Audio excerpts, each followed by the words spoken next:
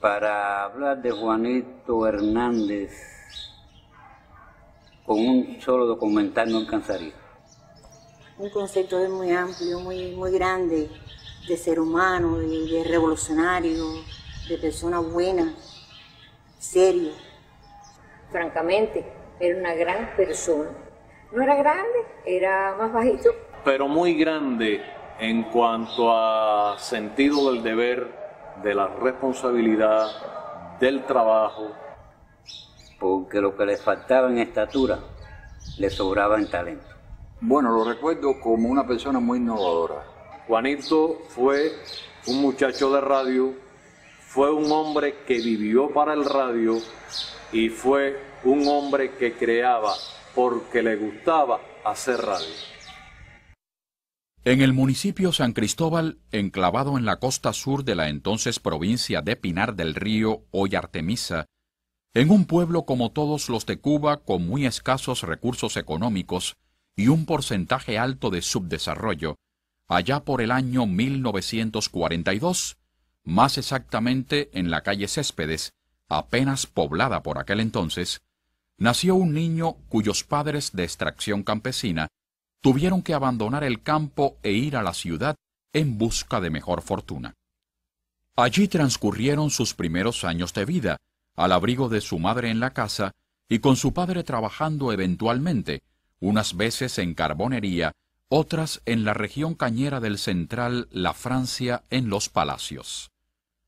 Cuando contaba con 4 años de edad, su padre consiguió levantar un pequeño kiosco de frutos menores y él comenzó a asistir a la escuela, aún sin edad para ella. Este niño se llamaba Juanito.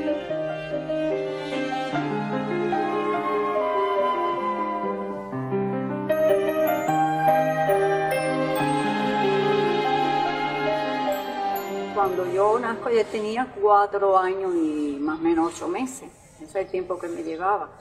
Entonces, ya 5 años después es que yo lo recuerdo más, ya con 9 años. Él no era tan malo como el embullo que yo le hacía, ¿ves? Cuando chiquito. Yo nada más que lo miraba y ya él sabía lo que yo quería decir. Nos matricularon en el kinder, como se llamaba antes, y ¿qué va? No podíamos estar sentados allí. Él me miraba, yo lo miraba, y con la misma cogíamos la maletica, una maletica chiquita de cartoncito, y salíamos que las piernitas no nos daban más. Corre, corre, corre hasta que llegamos a la casa. Hay una anécdota que mi mamá me peinaba y me ponía un lazo en la cabeza, como era la moda de la época, pero yo tenía muy poquito pelo. Y no lo podía como que sujetar bien, y un día se aparece con un martillito y un clavito para que me clavara el lacito en la cabeza, porque el lazo no había forma que se acomodara. Y tenía esas cosas así, él era serio, pero tenía sus ocurrencias. Que también una vez dice, Melleya, siéntate ahí que te voy a pelar.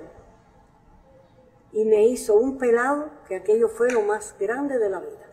Me picoteó todo el pelo, aquello fue tremendo. Pero después yo le dije, dale que te voy a pelar yo a ti. Y también lo tucé, que aquello fue lo más grande de la vida. Mi madre, por ejemplo, hacía frituritas de maíz.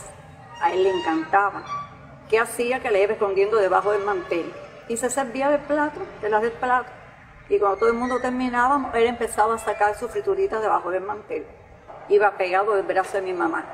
Y yo, se me ponía brava por cualquier cosita, yo me quedaba rezagada y yo empezaba, yo no sé nada, yo no sé nada, yo no sé nada, hasta que una noche él se vira y me dice, ¿para qué vas a la escuela, mijita? Pero con mucho carácter. Cuando ellos pasan a vivir para mi casa, porque mi papá quiso que ellos vivieran allí, y fabricaron una casa detrás en el patio mío, y allí vivieron. La escuela le fascinaba, pero siempre se quedaba con deseos de aprender algo más. Con muchos sacrificios y 3 mudas de ropa, pudo llegar hasta el 4º grado. Ese año, su padre tuvo que abandonar de nuevo la ciudad y volver a cortar caña para sustentar a la familia. Por pura coincidencia, en ese preciso momento, su maestro, Reinaldo Acosta, le expresa su deseo de que matriculara en la Academia José Martí que él dirigía. Los escasos recursos con que contaba la familia no le permitían a Juanito asistir a un colegio privado, pero el esfuerzo sobrehumano de sus padres para conseguirle ropa y libros hizo que pudiera pasar a dicha academia a partir del 5º grado como becado. Estando allí, a la vez que estudiaba, despachaba en la cantina y participaba como recitador en los actos patrióticos.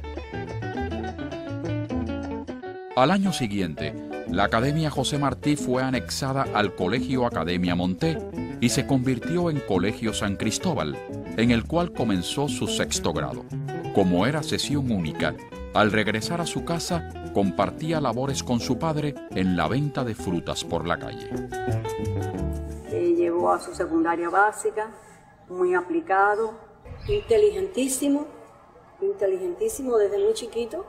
Juanito Hernández y yo hicimos juntos 6º, 7º grado, pero era de una inteligencia muy grande. Porque sí, con los estudios, era una polilla.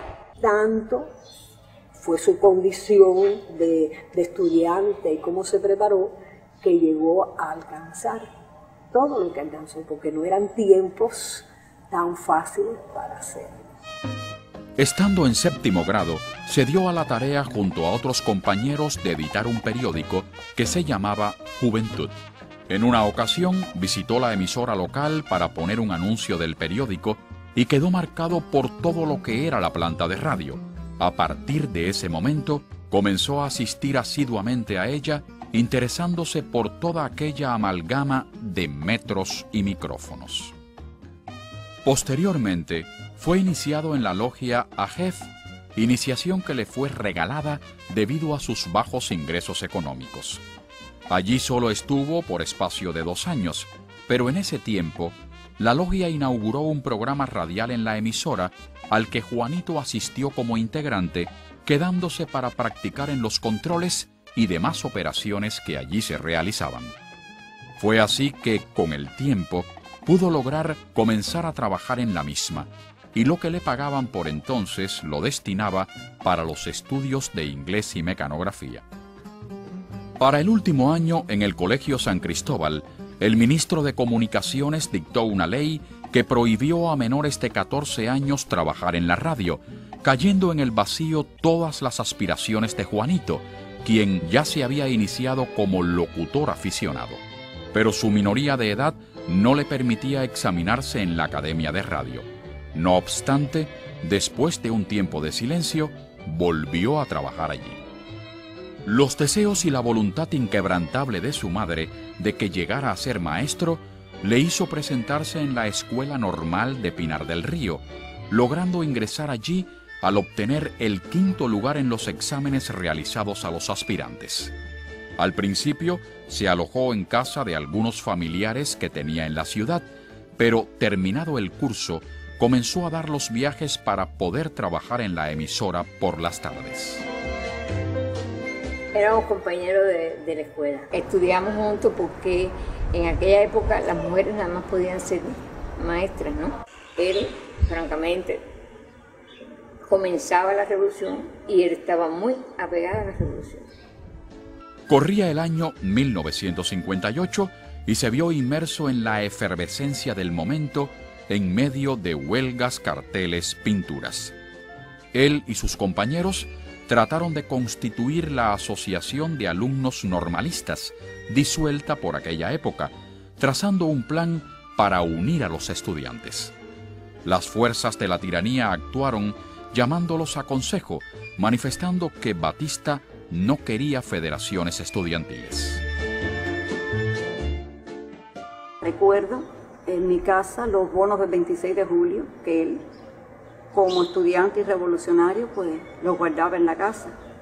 La idea revolucionaria incluso viene en la persona del medio en que tú te desarrollas. En 1959 cursaba el 3er año de la normal y es ahí donde conoce a quien se convertiría años después en su esposa. A su vez, continuaba su trabajo en la emisora. Sus compañeros lo eligen presidente de la Federación Estudiantil, de la cual ya era secretario general.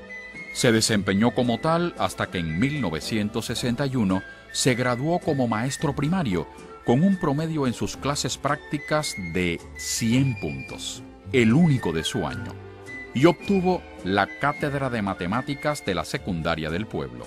Un tiempo después fue nombrado director de dicha institución con funciones de delegado personal del Ministerio de Educación. Contaba con 18 años de edad.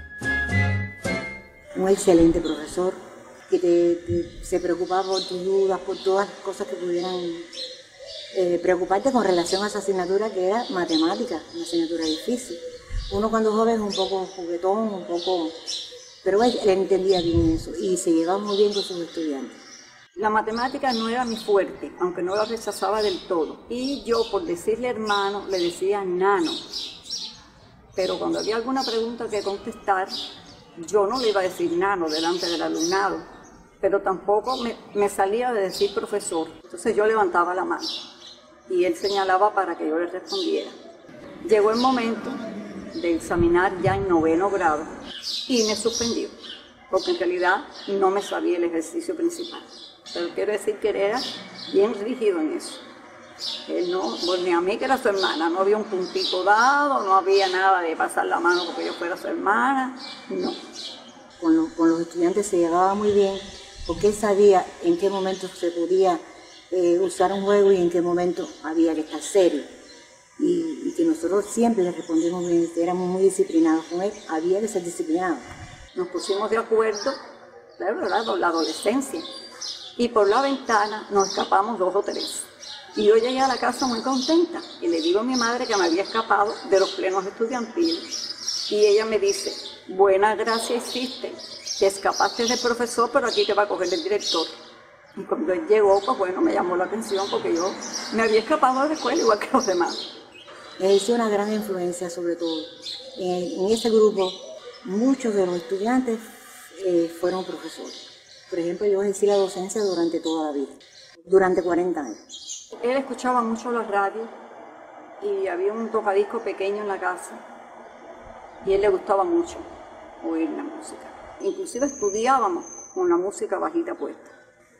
Yo comencé a trabajar en la emisora el 9 de mayo del año 60 y todavía yo no conocía a Juanito.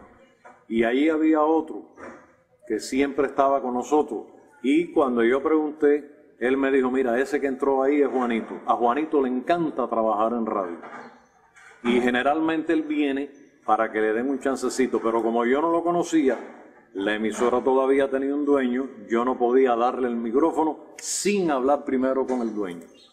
Y cuando se lo pregunté, se me quedó mirando, se sonrió y me dijo, a Juanito le puedes dar el micrófono de la cabina, le puedes dar el micrófono del estudio y le puedes dar lo que él quiera, que él sabe lo que está haciendo. Ya después supe que antes de yo conocerlo, ya ese Juanito venía caminando por el radio. En el 61 es enviado al campamento de brigadistas Granma de Varadero como profesor, donde se formarían los maestros alfabetizadores que irían a enseñar en toda la nación. Allí solo estuvo un mes, pues fue asignado al Departamento de Transporte como responsable de caravanas, ubicando brigadistas en cada rincón del país. A petición del Consejo de Educación, pasó a ocupar la responsabilidad de las brigadas de su natal San Cristóbal. En abril del 62 fue designado para ocupar la administración de la emisora, labor que desarrolló simultáneamente con la enseñanza, la cual abandonó definitivamente un año después para dedicarse solo a la radio y al trabajo de propaganda. En la emisora se mantuvo hasta el momento de su cierre total en 1965. Yo estaba trabajando ya en la emisora de aquí de San Cristóbal, la CMAC, hasta que sobre finales del año 61, principios del 62, he sustituido el director, el administrador que teníamos en la emisora, y entra Juan Hernández, Juanito, como todos lo conocemos. Yo parto a la alfabetización y cuando regreso en el año 61, en diciembre de 61 precisamente, comienzo a trabajar en la emisora. Ya Juanito recién había ocupado el cargo de director. él hizo una serie de cambios, una serie de innovaciones en la programación, que la emisora obtuvo mucha más audiencia. Inclusive a veces me decía, vamos a hacer aquí la discoteca del domingo, ven para que me ayude. Y yo aprovechaba las canciones que a mí me gustaban, pues yo se las iba diciendo. Hasta inclusive se hacían unos programas cómicos, unos shows que salían al aire los domingos por la tarde, que nos reíamos mucho grabándolos, porque Juan tenía un personaje que era muy cómico, porque él hacía un personaje, era muy cómico, y cada vez que Juanito iba a hablar o hacía los gestos que ese personaje tenía que hacer, había que parar la grabación porque todo el mundo se tiraba solo a reírse, que yo era muy grande del mundo. Cuando el bloqueo arreció, se perdieron las agujas para los platos. Y él recordaba que Guillermo tenía guardado un plato con un cabezal para los discos de carbón, que era un cabezal gordo, que la aguja se le quitaba, se le apretaba. Empezamos a buscar en todas las tiendas de San Cristóbal alfileres y agujas de diferente calibre. Y con eso le fabricamos agujas para utilizar los discos de carbón. Eran discos de 78. La emisora de aquí tenía una buena discoteca, alrededor de más de 30.000 discos en 78 revoluciones.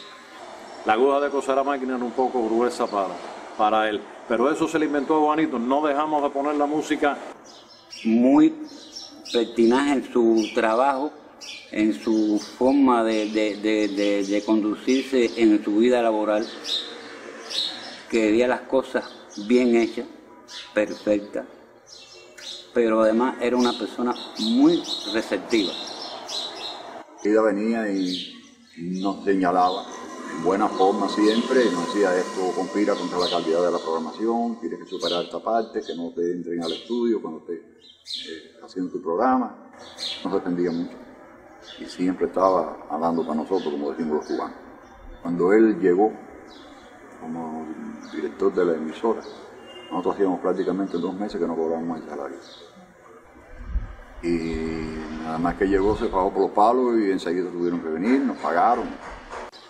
Era una persona muy intransigente, muy fuerte de carácter, aunque tenía momentos de jocosidad.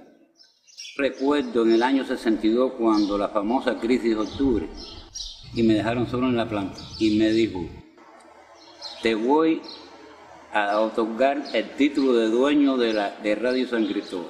56 horas sin salir de ahí.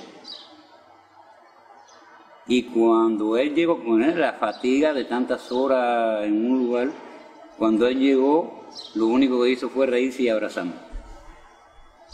Quiere decir que con eso él te demostraba que estaba complacido con mi trabajo, ¿ves?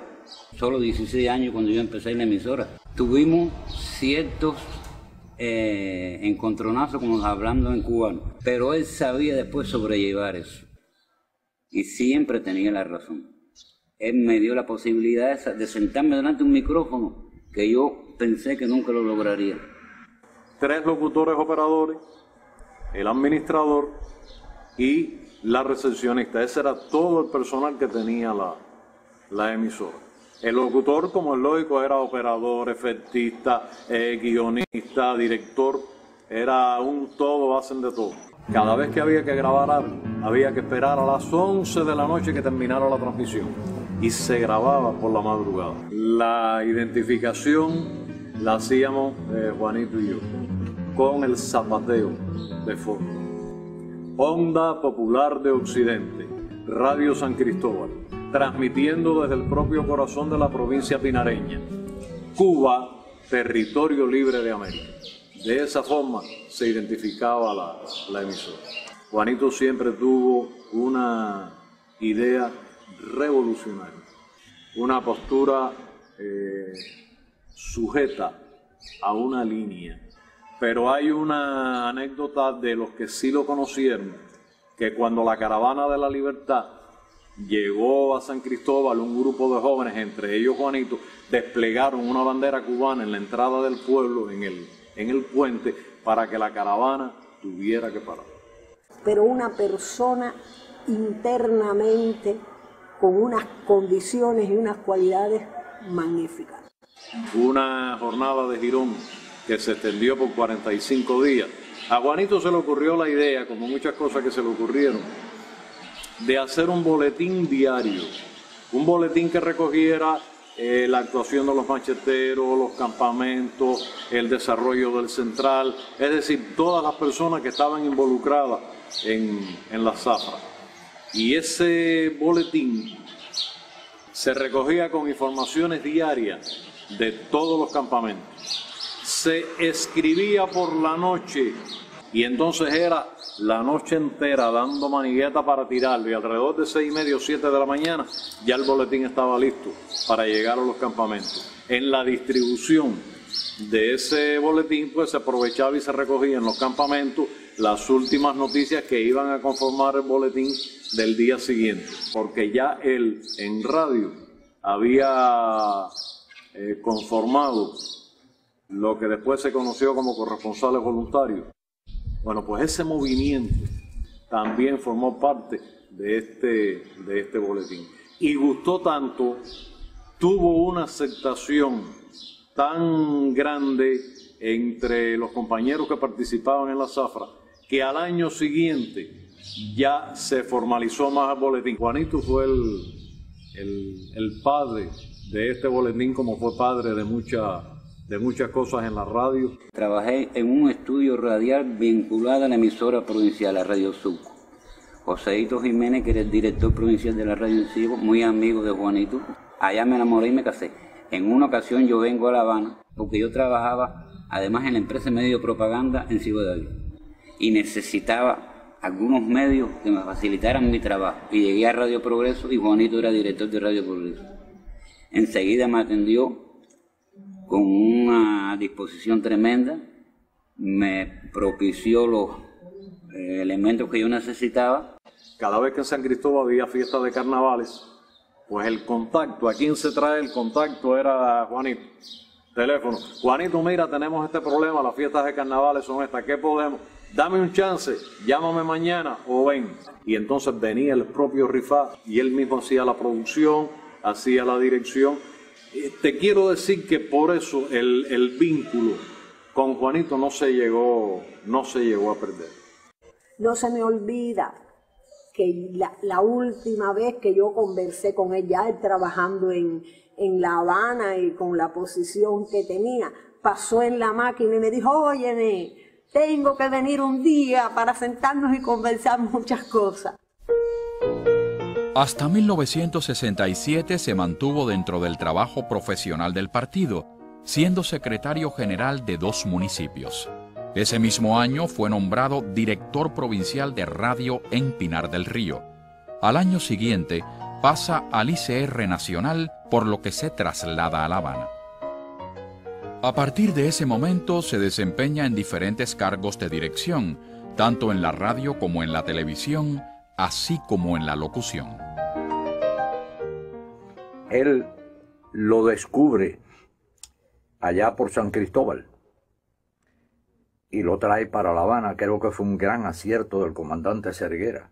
Él fue el jefe de programas de la televisión con un acierto tremendo. Precisamente, yo conozco a Juanito cuando Juanito tenía que ver con la programación de la televisión, y yo era guionista de un programa que se llamaba A Través de la Música, que eran conciertos que se transmitían en vivo de la Sinfónica desde un estudio de televisión. En la televisión inició la primera gran revista en una emisión de varias horas, los sábados por la tarde, nombrada Vea, la cual él mismo dirigió.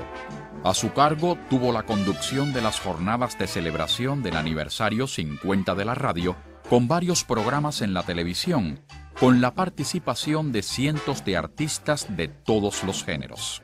Esto le valió ser seleccionado por la prensa como el locutor del año. Estos programas se realizaron en vivo y bajo la dirección de Manolo Rifat. Cada vez que había un problema en una emisora, allá iba Juanito a dirigir la emisora y salvar la situación.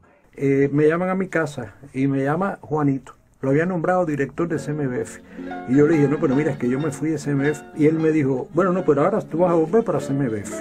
tú sabes los programas que tú puedes hacer, la experiencia que tú tienes en eso, no te preocupes. Efectivamente fui a una reunión con él y enseguida nos pusimos de acuerdo. Me hice cargo del Festival CMBF y después me hice cargo de la ópera. Juan era una persona a la que no se le podía decir que no. Era un gigante de corazón, de talento. Fue un hombre que nació en los medios. Juanito era un excelente locutor, tenía muy buena voz. Y yo siempre le decía, Juanito, no te vayas a enclaustrar en dirección y dirección, no abandones la locución. Y entonces él, cada cierto tiempo, él hacía sus cositas. En Radio Reo hizo un poquito, en Radio Rebelde hizo. Él mantenía la práctica esa de la locución, porque yo siempre le aconsejé, nunca dejes la locución. En Radio Rebelde llega Juanito a fundarla en su nueva fundación con el nuevo estilo de Radio Rebelde. Ya se corría la voz de que Radio Liberación, que era la emisora en la que yo trabajaba, iba a desaparecer y que en su lugar iba a surgir una nueva emisora. Iba a ser la sumatoria de los recursos y del personal de la llamada Radio Rebelde antigua o vieja, como se le decía por aquel entonces. Iban a dar surgimiento a esta Radio Rebelde reverdecida, con la impronta de Juanito.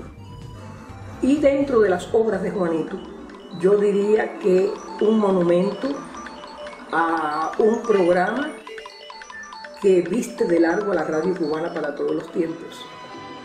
Prácticamente haciendo radio, asume en un momento casi el nombre de Radio Rebelde por la calidad del programa, por la forma de las noticias, por dar ese amanecer actualizado de una forma tan vibrante, tan jocosa y al mismo tiempo tan exacta, que la gente sintonice haciendo radio y que haciendo radio a esa hora sea el hit parade nacional. Yo acababa de graduar y me propuso hacer una sección de crítica de teatro en aquel entonces CHTV, que era el telecentro de aquí de la capital. Una de las cosas que inspiró mi trabajo fue precisamente el divorcio absoluto que Juanito siempre tuvo en su práctica y en su pensamiento con lo estrecho, con lo inamovible, con lo esquemático, con el dogma. La característica que más me impresionó de él fue la oportunidad que le dio a todo el mundo a que desarrollara su idea. Él nunca dijo que no a una idea. Siempre estimuló el hacer las cosas, y sobre todo a los que entonces éramos jóvenes. Era una persona que siempre decía que estaba aprendiendo de todos los jóvenes con los que él trabajaba, porque realmente cuando empezamos en CHTV primero, todos éramos muy jóvenes, recién graduados la mayoría. Estaba el noticiero cantado, deja ver si lo recuerdo, con ese amor mañanero del que lucha y el que orienta. Radio Rebelde presenta el noticiero cantado. Él lo mismo te decía, la partiste cuando quería celebrarte algún trabajo. Y con la misma te decía, eso no sirve. Y después te explicaba. Decía, mira, yo lo haría así, piénsalo. Como un cuadro responsable de los niveles, él jamás violentó un nivel de dirección, por lo menos lo que yo conozco de su vida. En la década de los años 80, estudió 2 carreras universitarias, la de periodismo y ciencias sociales. Fue miembro de la UPEC y de la Asociación de Locutores de la UNIAC. Yo conocí la música de Isao Tomita gracias a Juanito. Me dice, siéntate ahí, negro, oye esto. Y poncha la grabadora y empiezo a oír aquella música celestial, imaginativa, grandiosa de Isao Tomita. Y al poco rato me dice, para la grabadora y me dice, ¿te gustó? Digo, sí, ¿y eso qué cosa es? Y me dice, después te explico. Mira a ver qué se te ocurre con eso. Eso eran los retos, ¿no? Eran maneras, estilos que él tenía de estimular la creación en algo. Yo pienso que era un caudal de ideas, Juanito Hernández. Una persona que se sentaba a hablar contigo y daba sus opiniones, pero todavía las tuyas. O sea, él no te decía hay que hacer esto, hay que hacer lo otro. De hecho, te lo decía, pero de esta manera. Te convencía, no te imponía absolutamente nada. lo mismo que tú habías pensado, él a veces te lo ponía al revés, pero no para demeritar lo que tú habías hecho, sino sencillamente para ver hasta qué punto tú podías defender una idea. La presencia de Juanito y la guía era una manera, en primer lugar, de crecerse desde el punto de vista profesional, porque él obligaba a uno a ser cada día mejor a partir de su experiencia, todo lo que nos podía regalar, pero de una humildad extraordinaria. Y lo vi siempre triunfador, siempre, no se puede decir que él fracasara en ninguna de las actividades que tuvo. Siempre sus actividades fueron de alto nivel. Él siempre fue un abanderado de lo que los teóricos, la práctica llama el periodismo de investigación, buscarle la quinta pata al gato, indagar hasta las últimas consecuencias de por qué algo no estaba funcionando como debía ser. Creo que es la persona más inteligente con la que yo he trabajado en este organismo en el que llevo muchísimos años trabajando. Hay que hablar del estímulo que él le dio a la propaganda, la importancia que le dio a la propaganda revolucionaria, pero no al hecho de hacer propaganda, sino cómo hacerla, cómo debía ser el enfoque de la propaganda revolucionaria. Eso para mí fue vital, porque era mi trabajo específicamente. Bueno, festivales de la radio, él siempre estaba dentro de la comisión organizadora. El segundo festival de radio de los países no alineados que se hizo en Cuba, que funcionó las sesiones en el Habana Libre, y Juanito Hernández era uno de también de los arquitectos de la organización de aquel evento. Desempeñándose como jefe de programación, me asignó a mí programas de corte cultural. Todavía existe el programa espectacular del Canal Educativo, que fue el que lo creó. Canal Educativo inicia sus transmisiones en el día de hoy. Nuestro saludo y el deseo de una feliz jornada. Recuerdo que sacamos una revista informativa, Hora 12, que la alternamos entre Sandra y yo, también por idea de Juanito.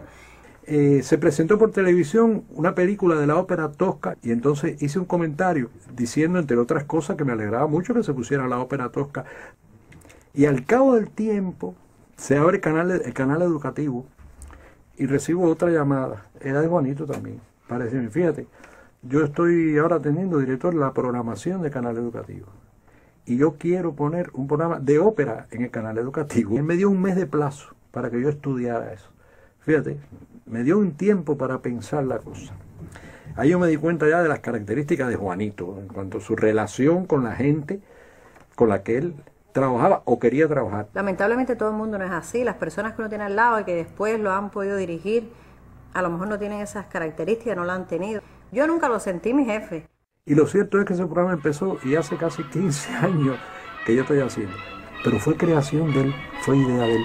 Y enamoraba a las personas con esos deseos de que sintiéramos mucho que la televisión nos pertenecía y que sería mejor en la medida en que nosotros hiciéramos mejores cosas, que los televidentes se lo merecían.